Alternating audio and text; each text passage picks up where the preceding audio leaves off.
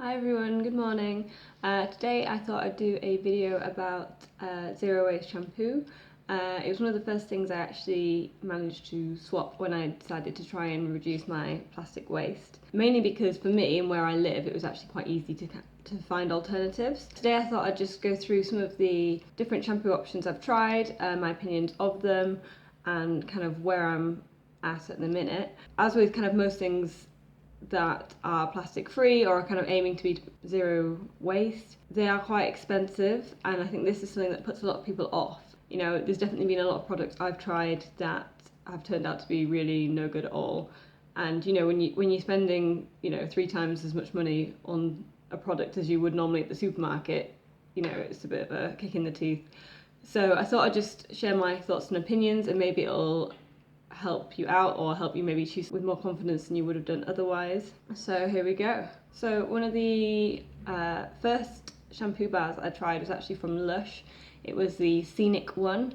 I don't actually have it with me today, but it is literally like the bright blue kind of, it's a bit salty smelling. It was really nice. I tried one of the conditioner bars with it as well. My hair used to be quite a lot longer than this, and I did used to use conditioner religiously. So I got one of the purple conditioner bars. It smelled like Parma violets. It did smell amazing, and it kind of left a really nice scent on your hair, but I found it difficult to get the product off the bar onto my hair. I didn't really feel like it added any sort of conditioning value. So of the initial ones I tried, the Scenic bar was great. My hair felt really fresh. Didn't notice any sort of deficit from using the shampoo bar and not my usual shampoo. But the conditioner bar didn't really do it for me. In honesty, I've kind of got out of using conditioners at all. I do still have some of my old products at home, and if I feel my hair really needs it, then I'll use it. You know, my hair doesn't now feel any different to what it used to feel like, so I feel like I've kind of just got out of using another product, which is always good. My partner is not a fan of the shampoo bars for a few reasons, which I'll go through in a minute.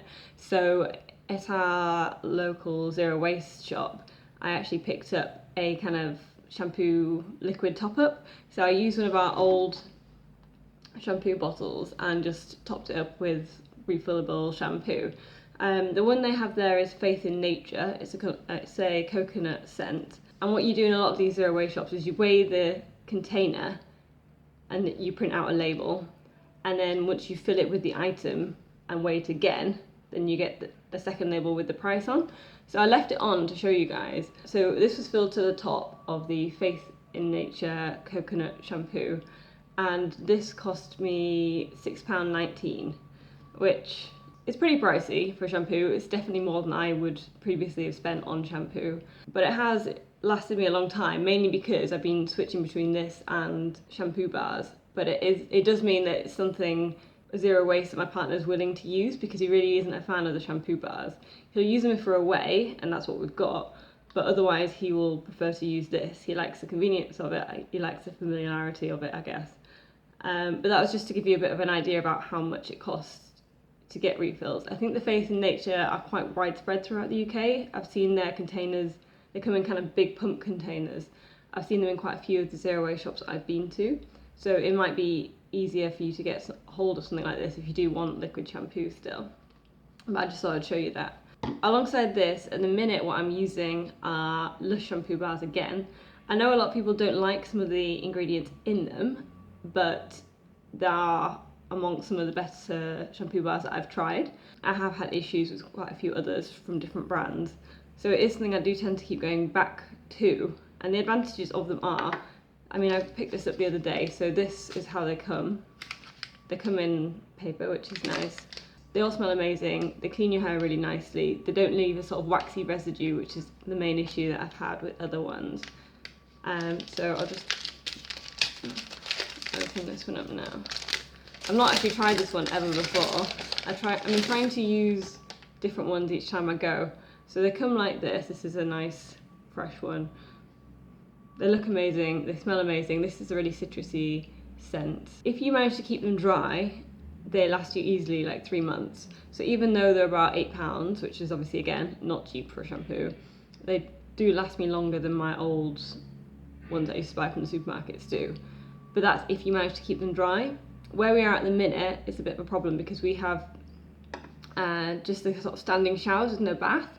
So I used to wash my hair with it, pop it at the other end of the bath, it would dry out between then and the next time I wanted to wash my hair, and it wouldn't sort of melt away. But now we've got those stand-in walk-in showers, it's really difficult to keep them dry, and obviously if you, like any soap, if you just keep it wet it just sort of melts away, and so they have been lasting me way less long than it used to, which has been a bit annoying. The good point of this, which my partner does really like, is that if it's in your bathroom, your whole bathroom smells amazing. It's like shampoo plus air freshener in one. But yeah, they do smell amazing and they do work really well.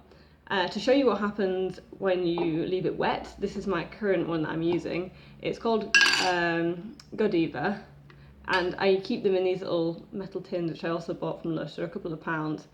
It's a really good travel case. But this, it looks really gross, is what happens to them if you leave them wet. So I have had to keep leaving it out of the shower to let it dry out, and then when it firms up again, it's so much easier to use in your hair. Otherwise it turns into a bit of a sticky mess, which is really annoying to use, and my partner just can't be doing with it.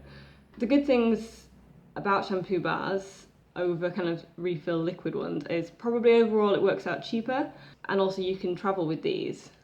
So if you are doing flights where you're not taking luggage in the hold and you can't take liquids, then it's so easy to take these things instead of having to buy the like miniature 100ml things. So we literally take a shampoo bar, a soap bar, and then I've got my metal razor, and you know, it's just so much easier than having to like decant things into smaller little vessels or spend the money on, you know, the miniature ones, which is good. If you don't know how to use shampoo bars, it's really simple. You literally just wet your hair and then just take the bar and just rub it directly onto your hair, massage it through, rinse it out, and you're done. It's really simple.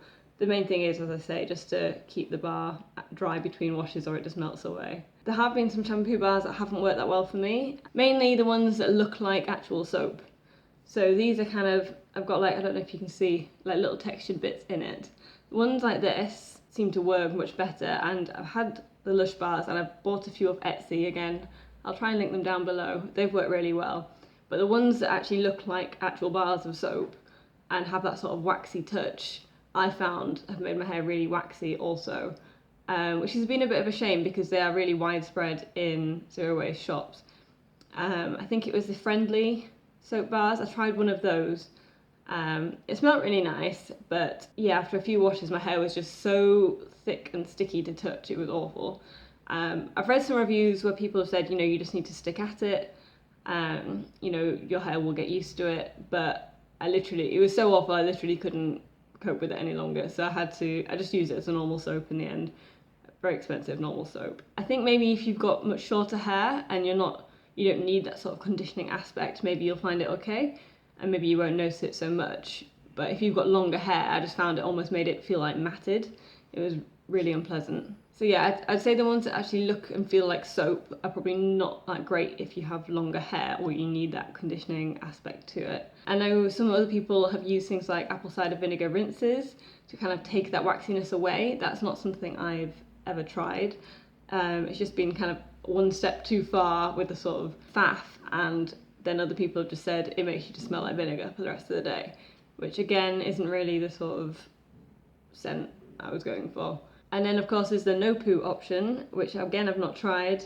I think these things for me have just been a step too far. At the minute I'm just trying to do direct swaps and see how I'm going on, and maybe in the future I'll go down one of these routes, but so far I've just gone for shampoo bars or just refillables, and it's worked fine for me. And overall it's been pretty simple. It's not the sort of thing you run out of all the time, so it's something you can make the effort to get, and it'll last you for a few months. I think that's everything I wanted to talk about today. Hopefully you found this useful and I've not rambled on for too long. I've got a few more review videos coming out. I've already done one on zero waste deodorant, so you can check that one out. I'll be doing one on zero waste shaving in the next few days. If you found it interesting and you'd like to see more, please give it a like. And if you want to see any more of my zero waste reviews, then be sure to subscribe and then you won't miss out. Otherwise, I'll see you next time.